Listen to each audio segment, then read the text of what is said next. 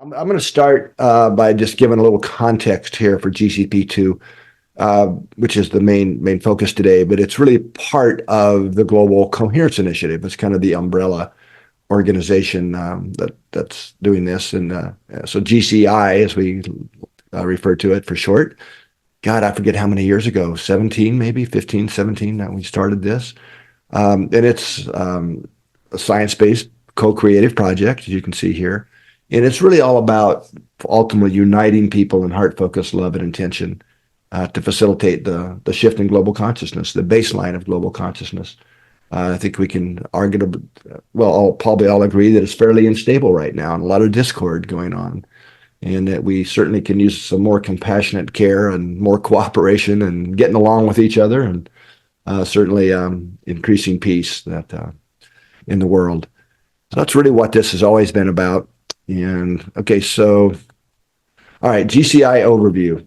There's just a couple main high-level hypotheses, I guess, to keep my science hat on here. This first one is not a hypothesis in any way. Basically we're saying here that the Earth is constantly bathed in electromagnetic fields. Certainly no doubt about that. We live within fields, nested fields. For example, the magnetic field of the Earth, and then the Earth itself is within the magnetic field of the sun. And so then within the Earth, there are multiple types of fields. I'll say a little bit more about that. And secondly, what we're suggesting here, and I'm not the first to suggest this, but I certainly agree with it, that these fields that we live within connect all living organisms on Earth. You know, certainly us, but trees, plants, whales, elephants, you know, all living systems, nature, you can think of that way, are all interconnected via these fields.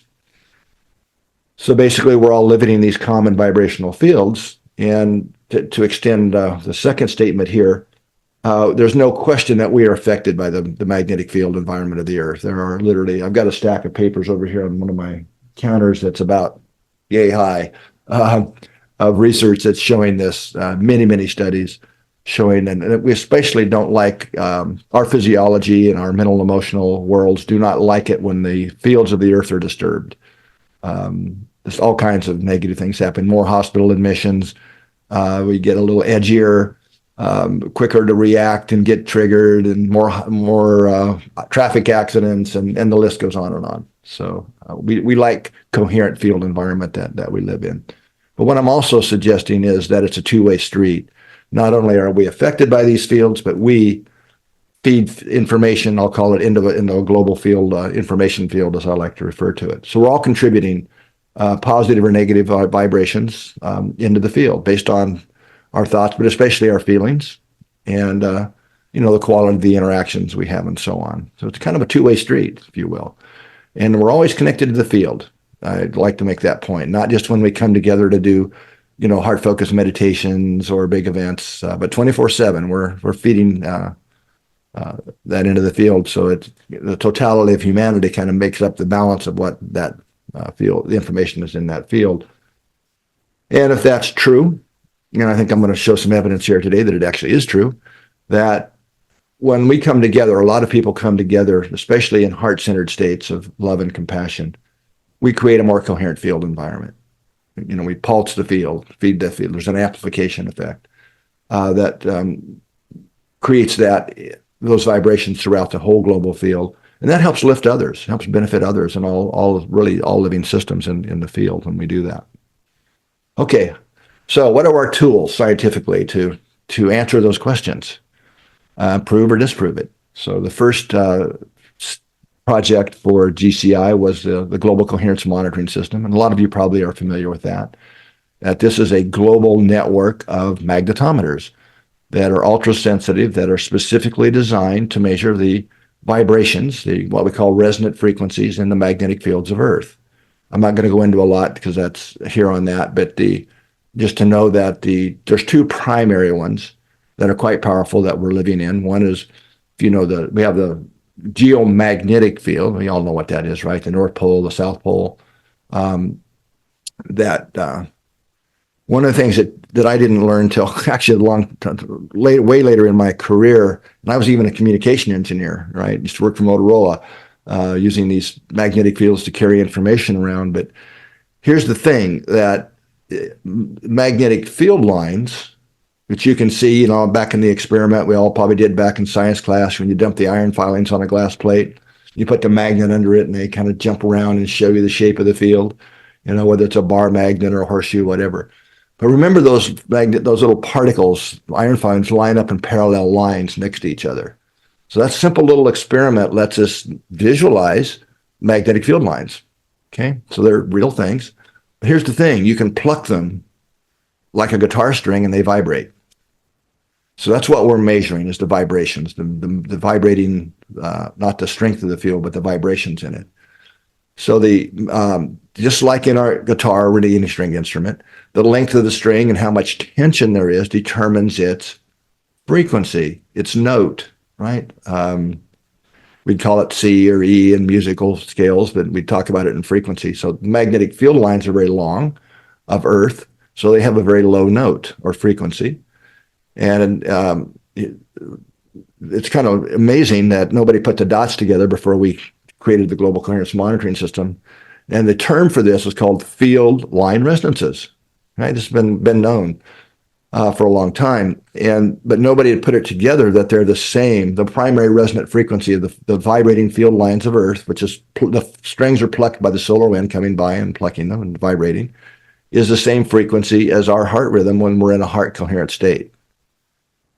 Imagine that. I mean, literally, when we're in a heart rhythm coherent state, we're oscillating at the same frequency as the primary resonant frequency of Earth. Okay, then there's a second set of magnetic rhythms called Schumann resonances that overlap our brain waves. So we are living in an environment that's the same frequency as our brain, hearts, and brains, which is also true for most animals, by the way, as well. All right, so not to go into a lot more there. Then the newest addition to our toolbox is the Global Consciousness Project 2.0, which we're going to focus on mostly. So I'll say that. Then another part of this is the tools is the global tree monitoring system. I suspect a few of you might, or some of you might even be hosts for hooking your trees up. I don't know, around the world here. Then this gives us, as I said, all living systems are interconnected by the field. So trees make great research participants. They stay put, they don't run off, and they really don't mind if we put a couple electrodes in them to monitor their electrical activities. And trees have amazingly dynamic electrical lives, circadian rhythms and dynamics that we're still trying to sort out. So this is a relatively new project that, in fact, this year we're going to be focusing more on starting to actually analyze the data. Until now, it's been getting the trees around the world, and we're getting close to 100 trees all around the world hooked up. And this is truly new basic research. Nobody's ever even thought of doing something like this before. There's very little research on the electrical lives of trees. And then another tool in the toolbox is the Global Coherence app, which hopefully most of you already have and are using regularly. This lets us measure the people. How coherent are you? Because one of our research questions, well, I'll get to that. I'm going to not comment here, but so we can see where you are and how many people are involved and what's our collective coherence that we're adding to the field. And then use that data to look to see the changes in these other measures.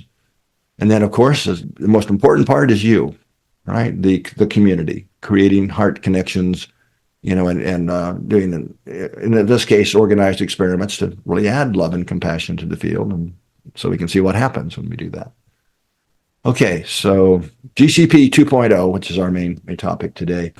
Okay, so the GCP2 is we collect a lot of data in this experiment.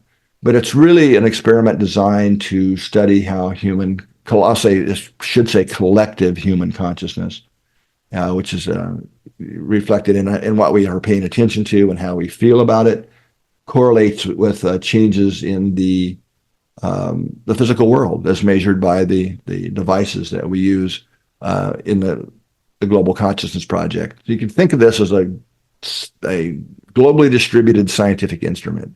It's all interconnected. And what these devices are technically called random number generators.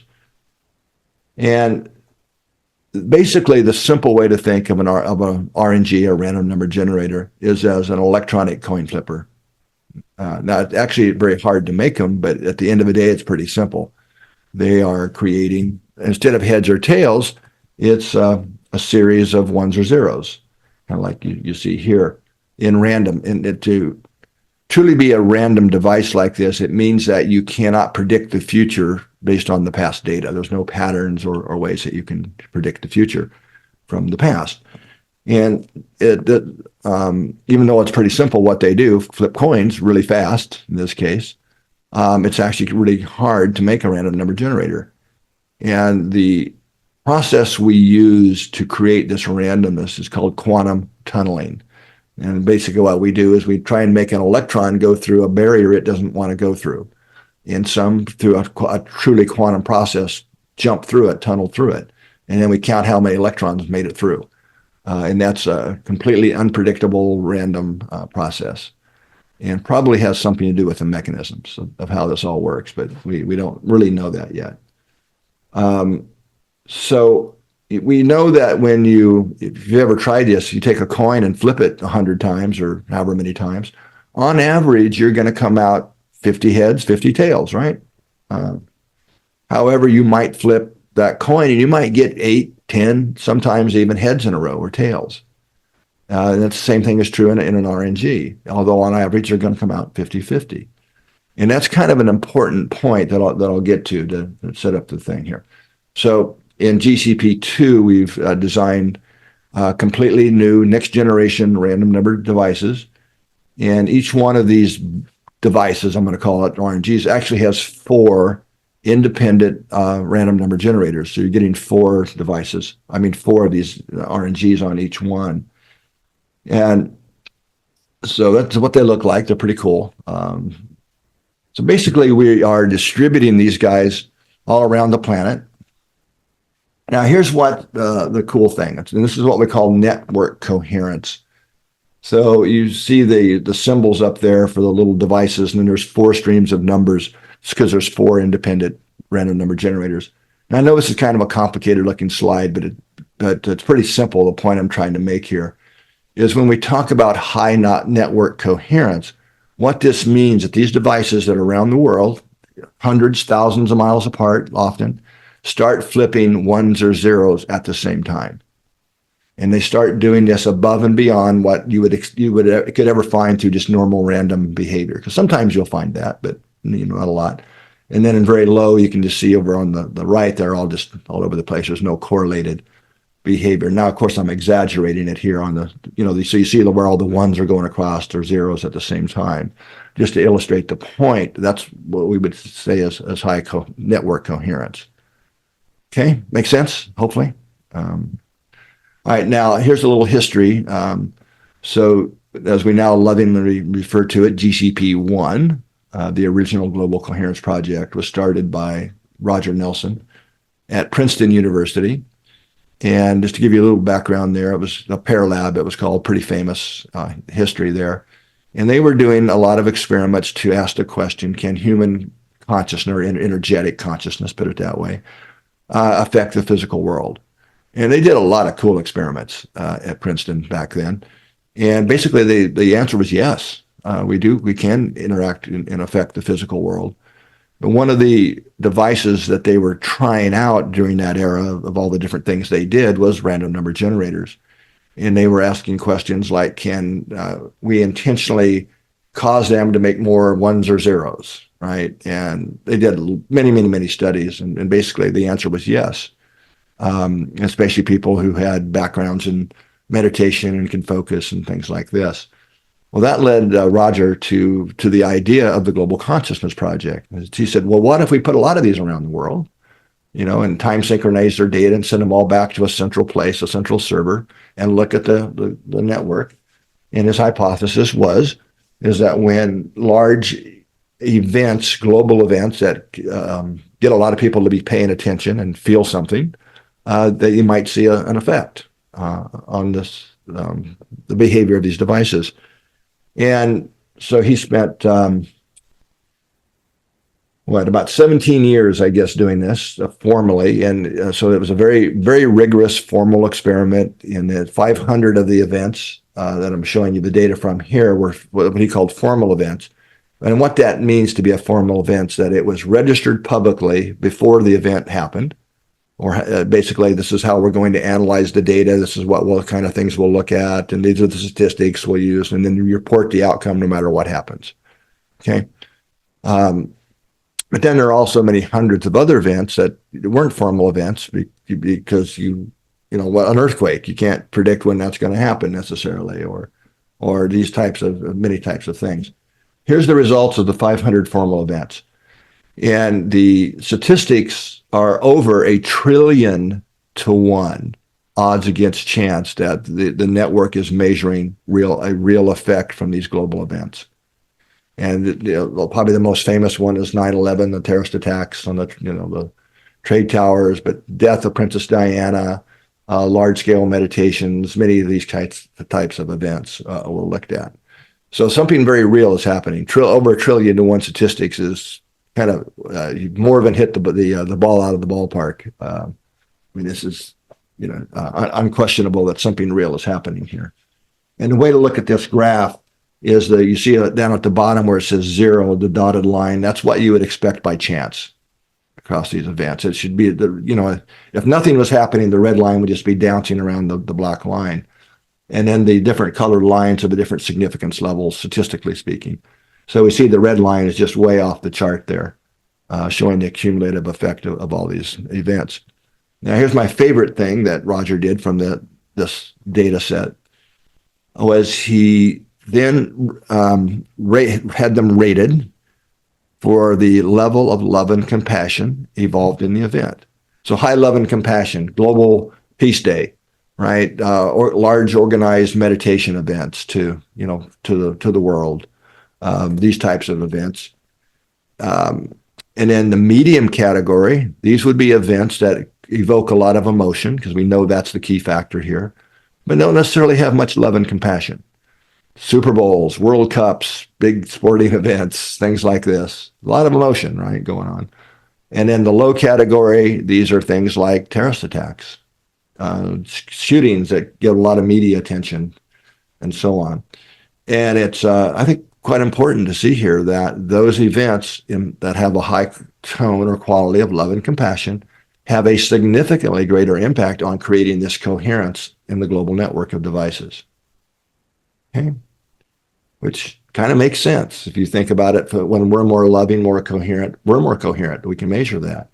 We're radiating a more coherent field. We can measure that and analyze that. And all this is published, which I'm suggesting increases our coupling to the planetary field environment, which then the devices are picking up. Okay. All right. So when Roger, basically Dr. Nelson, approached me probably 3 years ago now, and said, I'm really retiring now for real, selling his house in Princeton and moving to another community with his kids and things, to hang out with grandkids and so on. And would you take it over? And to be honest, I resisted for at least a year and said, no, Roger, there's other people. Why don't you ask so-and-so? And he said, no, Rollin, it's got to be you.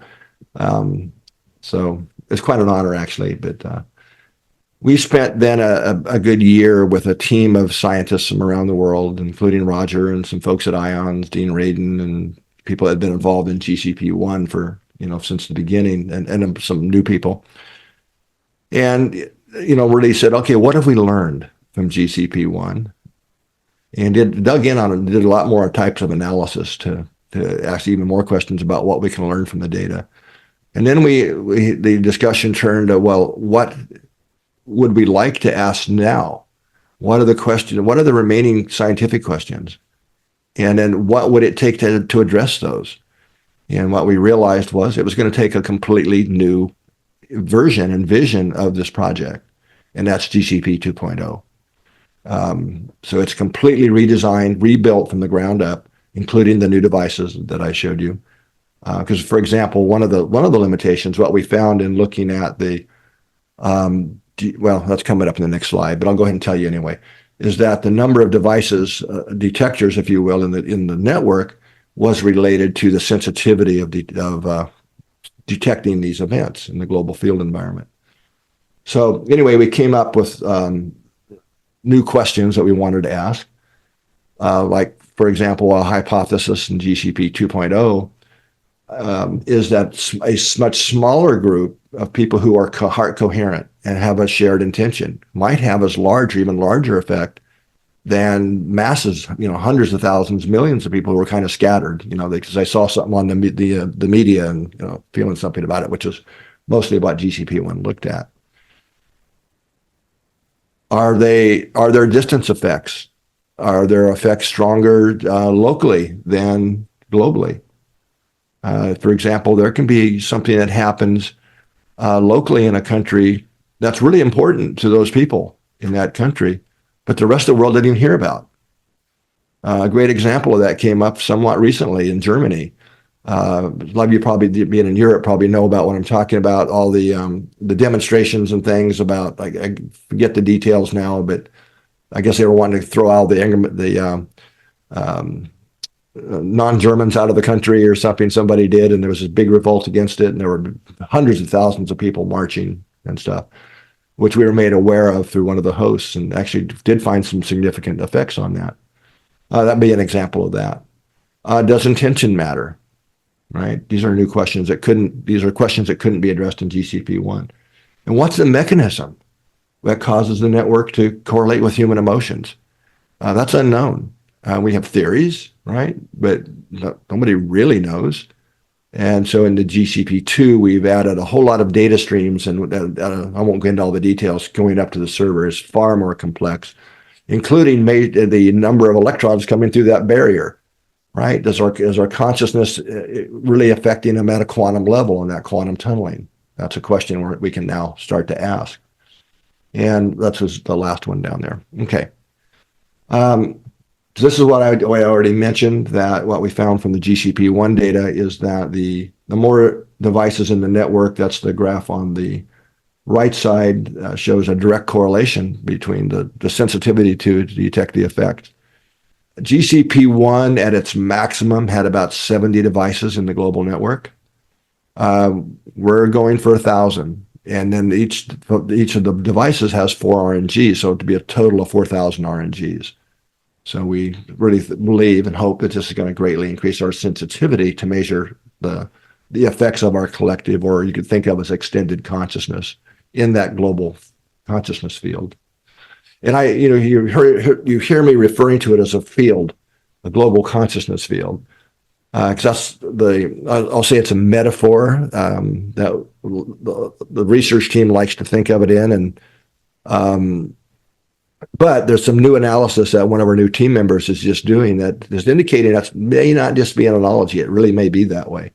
Of already that we're starting to see, because in the GCP2 data, that there's these waves going through the global field. So you can kind of think of this. One way to think is when you have low network coherence. If you think of rubber ducks or buoys on the ocean, they're all bouncing around randomly, right? Choppy seas. And then when we have a coherent wave or high network coherence, you've got these big waves, kind of coherent waves going through. So the rubber ducks are going up and down together at the same time. Because hoping that kind of gives you a visual picture of what we think we're seeing and measuring. Okay, so that's our goal. All right, so here's some of the more recent results from GCP2 to show you some. This is the beginning 24 hours of the Hamas-Israel disagreements, war that's going on. And so you can see there was a significant effect there. So we included the 24 hours because this is the attack Hamas did, and then Israel's beginning responses on that as well. And this is consistent with what we would expect to see with these kinds of things from GCP1. And again, if the red line goes above the blue line, that means it was significant. Because typically normal behavior is kind of around up and down around 0, like you see over on the right in the control period. Now, interestingly, this is one of my favorite results so far, one of several. And we did agreed to do a little kind of project with the producer that made the movie called The One Field. Some of you might be familiar with that movie. And they've created kind of a following of the movie and doing these regular experiments to engage that community. And here's what happened. This all happened long before the start of the conflict. And this is the producer happens to live in in Israel of the movie. And it was going to be a 7-month experiment where once a month we did these guided collective heart meditations. And they always had the same intention, which was to add love and compassion to the planetary field to help shift or raise the baseline consciousness of humanity. That was always the intention. And they were also using the Global Coherence app. Well, not everybody, but we were strongly encouraging them to, so we could actually get a measure of the coherence levels of the groups and the people. And it was supposed to be over the 7 months. But what happened is the war started. So we kind of shifted gears, so we did an analysis of the first 6 months, which was significant on the global field. But that's not what I'm showing you here. Then on the 7th one, they organized kind of the big event, which was an in-person group in an auditorium in Jerusalem. And then we had a couple thousand people online watching this. And I actually had the honor, you could call it, of leading this particular meditation. And here's the result. So what we see here is right as the meditation begins, you see the data shift and go way up out of the envelope. So this is one of our first indications that the first hypothesis, that a much smaller heart coherent group with a shared intention can have a large effect. Now this is kind of great because they'd had a lot of practice, right? 6 months of practicing with the app and getting coherent and with the shared intention. So it can't get much better than this when you see these kind of results on the global field. So I mean, a couple thousand people. This is really tiny when you think about GCP1, which are hundreds of thousands, millions of people involved. Okay, so now of course an N of 1 doesn't mean much. You got to repeat things a bunch of times to have a scientific meaning.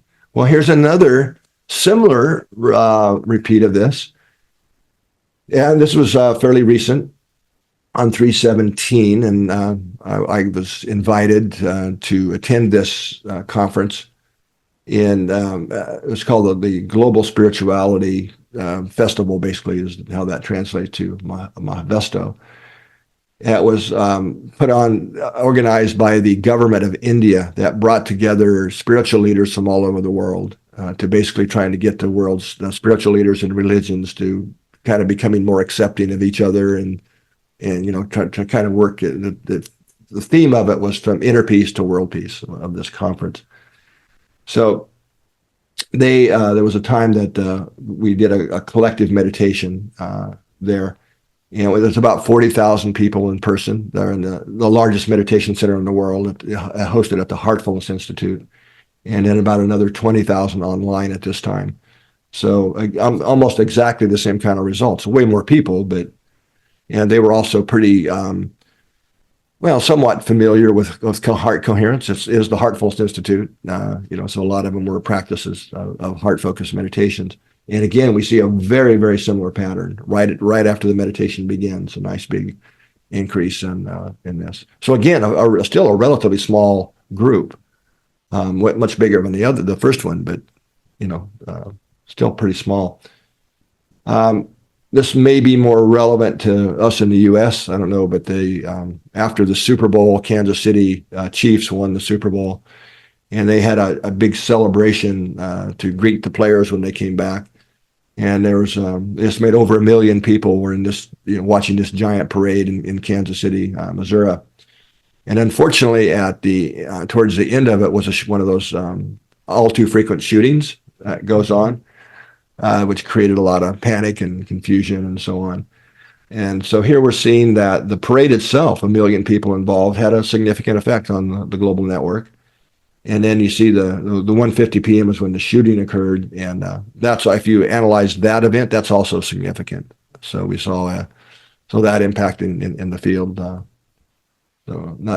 Okay, now this is a little different, because we also can do what we call field studies, where we have what we call a tower of devices. So it's 10 of these stacked devices, so 40 RNGs that can be taken to events like a concert or a meditation event. In this case, it was a lot of you probably know Joe Dispenza has these large events that usually have 1,500 to 2,000 people attending them. And they do, on 3 of the days, they do what they call coherence healings. And so we've been looking at a bunch of those events with him. He has his own tower. He takes to all the events. And so we see here that on the first day, not a significant effect, but there was on the last 2 days. You know, a lot of these are, this particular event are mostly new people that come to, so they're learning and practicing. So we saw the effect locally there, and it's kind of neat that we can do that. And the tower is getting requested a lot these days for different events. But here's where it gets more interesting. Now, we've done this twice now, where we had the tower of 40 RNGs at the event, and then but also looking at the global network. When at this time we had 700 RNGs in the network, and what we're seeing here is this pattern where the local data and the global data have the same basic pattern. So this is kind of getting interesting, right? So, you know, could it be that the local group and the significant field effect they're creating locally is also radiating out to a global effect? We'll see. You know, if this keeps happening, repeating, then I think we could make a case for that. It's a little bit too soon to make too many claims here, but we are seeing this in more than one case. Okay. So this is very much a citizen scientist-based project. And the GCP2 website, there's a number of ways that we look and show at the data. So there's one of the displays is what you kind of see here, the globe. It's a spinning globe. Of course, this is a static picture. And all those colored dots you see, that's where a device is located.